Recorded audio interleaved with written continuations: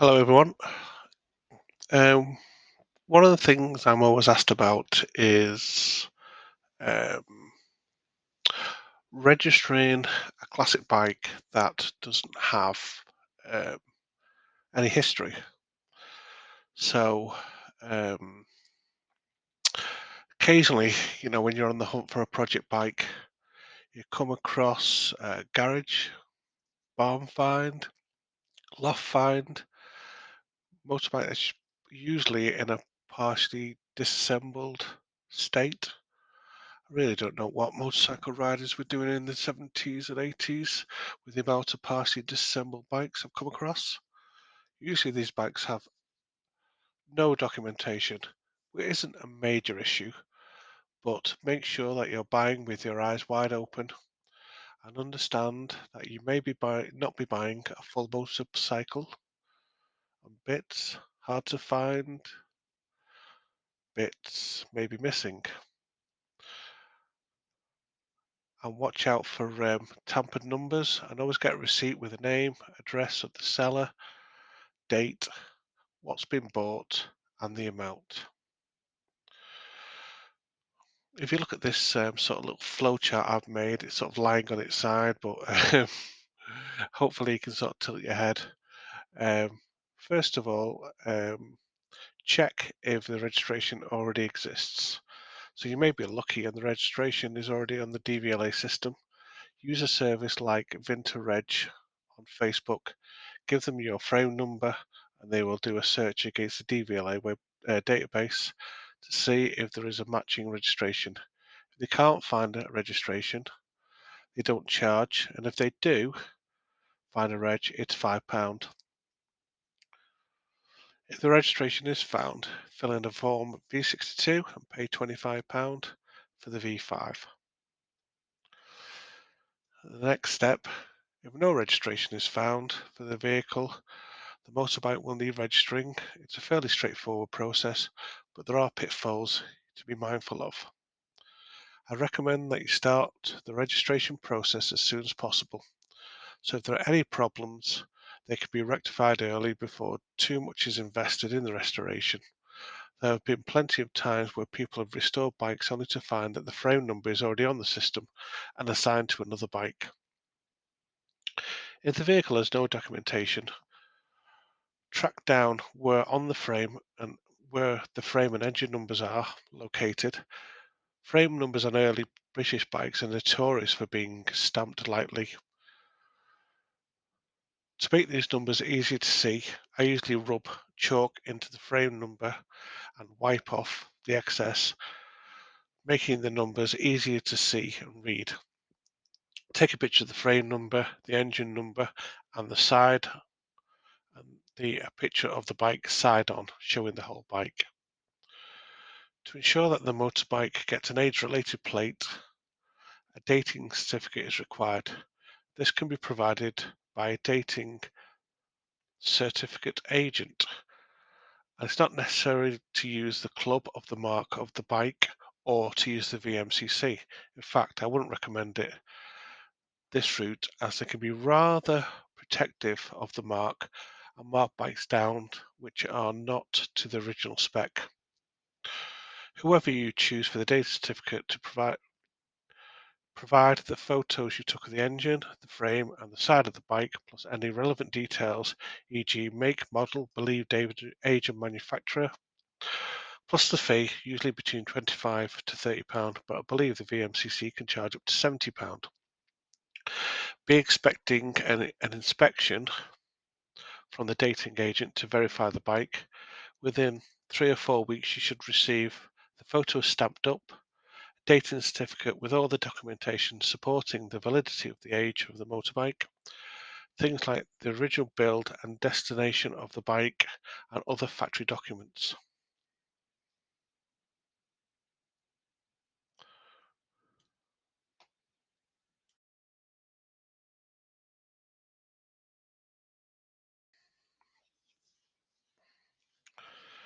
From the DVLA website, download the V555 form and the V112 form.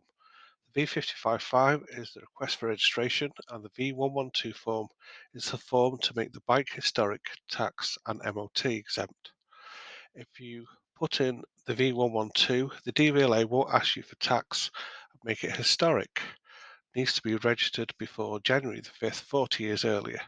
So if the bike was manufactured in March 1983, and this is now March 2023, you'll have to wait until next year to make it historic. Bizarrely, MOT exemption is on the 40th anniversary of the manufacture date and not by the same rules as the historic tax date. On the V55, fill in sections 2, tax class is historic if 40 years old as per the rules I mentioned previously. 12 months, depending on what you want to tax it for. You might as well do 12 months because it'll be free. Section 4 is the registration fee, which of today's date of March 2023 is £55.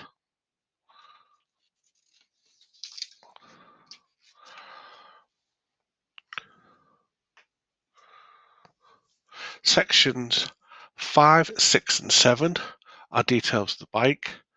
Section 8 is motorcycle. Section 9 is two wheels. Section 10 is the colour of the bike. Section 11, type approval, is just write down exempt by age. Type approval came in around 1996. Section 27, which is the year of the manufacture of the bike. Section 30 is the tax date. Usually the next month's start date, just be sensible. It may take a month for you to receive your V5 back from the DVLA. Section 31 is the type of fuel. Section 32 is the VIN or frame number. Obviously make sure this is correct. Check it 3 times before you write it down. Section 33 is the engine number. Again, make sure this is correct. Section 4, engine size. Section 63, your details. Section 65, type approval. Again, exempt by age. Then sign the declaration. That's all the sections that you need to do in the V55.5 form. Don't start filling in things about weight details and CO2 and unladen weight and all that kind of thing. You can just ignore all that. Right, onto the V112.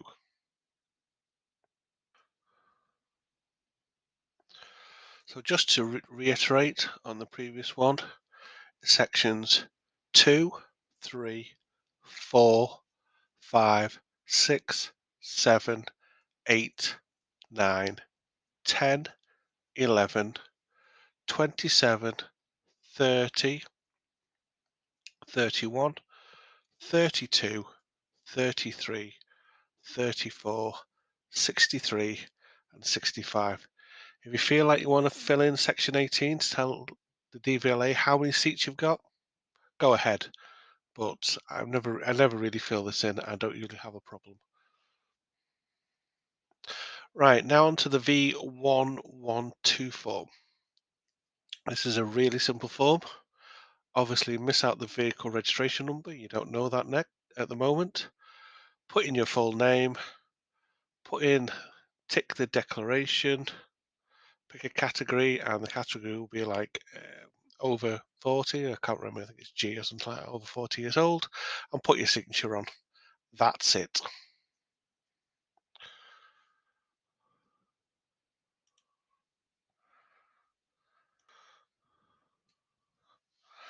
So back onto the little flowchart now.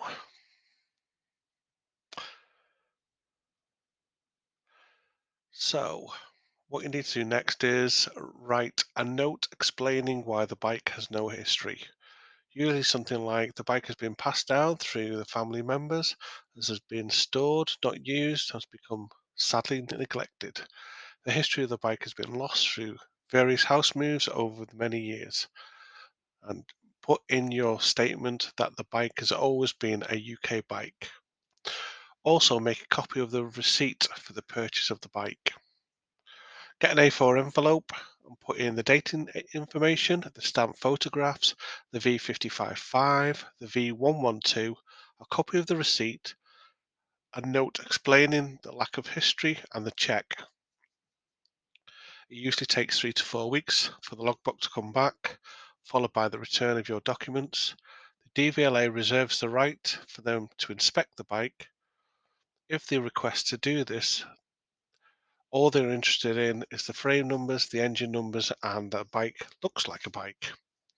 The DVLA may also say that you need a NOVA, which stands for the Notification of Vehicle Arrival. What they're actually saying is prove that it's not come from abroad and you're not avoiding tax. I always find this rather bizarre, as all the ports we have inspections for this. And what's it got to do with the DVL anyway? That's a HMRC matter. Now you can argue the toss saying things like VAT didn't even exist when the bike was built, um, but putting a copy of the receipt and also the details from the dating officer should mitigate this. But it's not the end of the world. If you have to get a NOVA, contact HMRC, explain the situation, and they will guide you through the NOVA. And you shouldn't have anything to pay. The NOVA usually takes about a week to set up. Once you've got the NOVA, inform the DVLA. The NOVA information is applied to the frame number, so it all sort of ties together. Another frequently asked question is if a frame has no frame number. This isn't always dodgy as it sounds. As I said at the start, bikes of a certain age, when frame numbers weren't as important, the stamping wasn't great. So the ravages of time, paint and powder coat can make the numbers impossible to see. Also, frames were swapped by the dealers but never stamped up. And when the likes of Triumph was, um, going into receivership, um, unstamped frames left the back door of the factory or were sold by the receivers. Now you can get the DVLA to authorise and restamp, and the year will be either the youngest component or the end of the model year. But I've never done this, and I can imagine there'll be an awful lot of hoops to jump through to get that authorised. Personally, I would just find another frame with visible numbers and just swap everything over to that. Hope that's been helpful and resolved a few myths. Like and subscribe. Any questions, put into the comments. If you have any stories about going through this process, stick them in the comments too.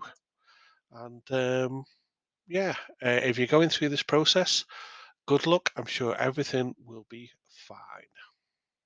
By the way, I've done this around about 10 times now with no issues. So follow this process and you should be a nice, easy way of getting the bike registered.